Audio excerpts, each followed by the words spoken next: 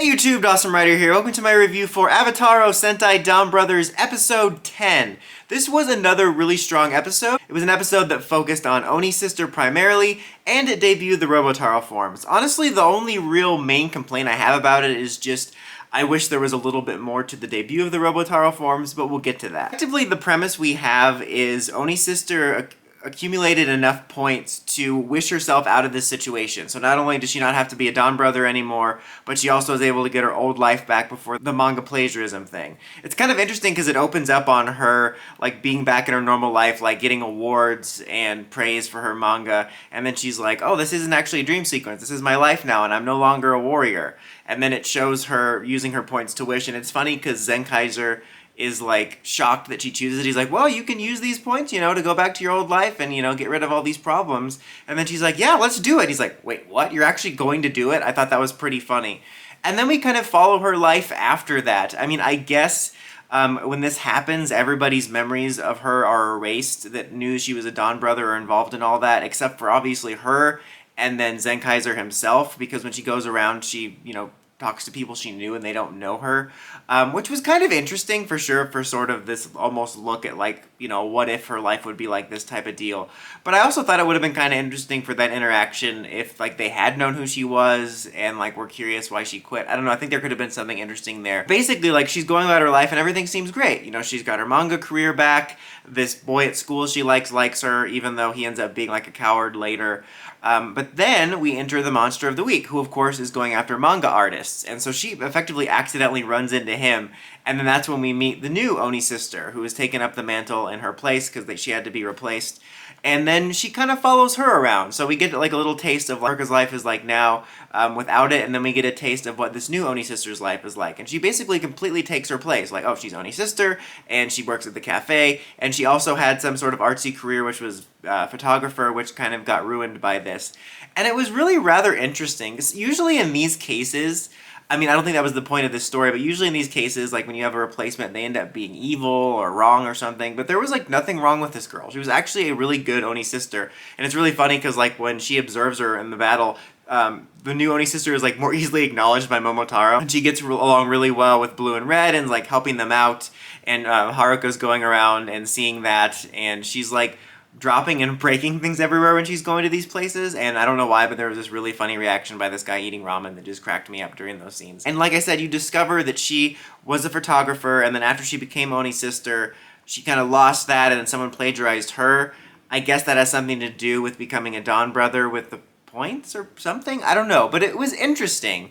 And she has kind of a heart-to-heart with her about it, and about like her life before this as a photographer, and she starts to feel guilty, like, this is my fault because I gave up being Oni Sister, now she has to be her. I thought it was, like I said, rather interesting because it all ultimately leads to Oni Sister making this like heroic sacrifice in deciding to take the mantle back up and let the new girl have her life. And it was a really good character moment for her because I don't want to say she's been on the fence, but she's obviously been very confused by it all and been dwelling on her past with the manga stuff. And this was a really big episode for her. But it was rather interesting that the other girl was a good candidate, And in a lot of ways, before Haruka's realization at the end of the episode, she actually took being Oni Sister a lot better. Like, she was definitely upset over her, photography stuff, but she seemed to embrace the duties and the sacrifice a lot more, which I thought was rather interesting. But it still wound up being a good character episode for our actual main Oni Sister. There's also some funny little moments in there, like when she was on the run and she accidentally runs into the monster,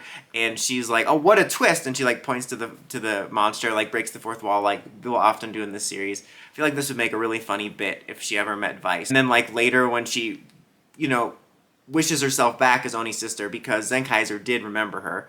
I like how it's funny that she just knows, like, you remember me, you're shady AF, you totally remember me. But anyway, after she comes back, she's like, yay, it's me, Oni Sister is back! And then he's like, yeah, you always been here. She's like, shut up, a lot of things have happened. I thought that was really funny. When she gets back into the battle, that's when we start debuting the Robotaro forms. She transforms into hers first, and then the other four do. And as I've said in previous videos, I really like the designs of these. I think they're really cool. I'm really liking the design of the mecha. That made an appearance in the opening, so we'll be getting that very soon. But I really do like the individual forms. But as I mentioned before, my only complaint is that I wish there was more of a story-driven reason for these forms existing rather than, oh, here, we've always had it. Like, last week that's what it was like with Don Momotaro, which made sense in the sense that he knows more about what's going on, but now it's weird that they all had them in a way. I guess maybe they materialized, but my point is I wish that there was more of a story-driven reason behind it.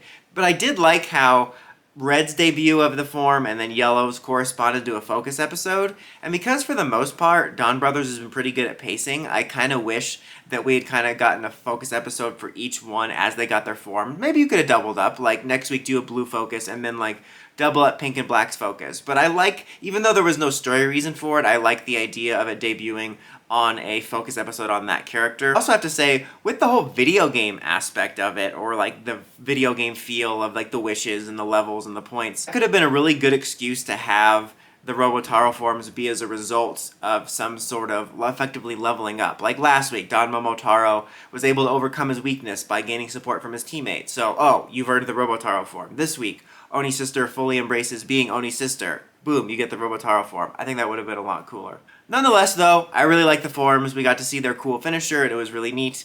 Also, within the episode, there was a little bit teaser of that plot from last week about the bestials that are coming in. Because if you remember last week, the villains were worried about this villain arriving, and then these people on the bus disappeared, and we get a further teaser of that when you see these people at the ramen shop watching a story about the missing people, including this detective who is actually in the restaurant, and then he goes totally knucking futs and starts eating a bunch of stuff like a wild animal.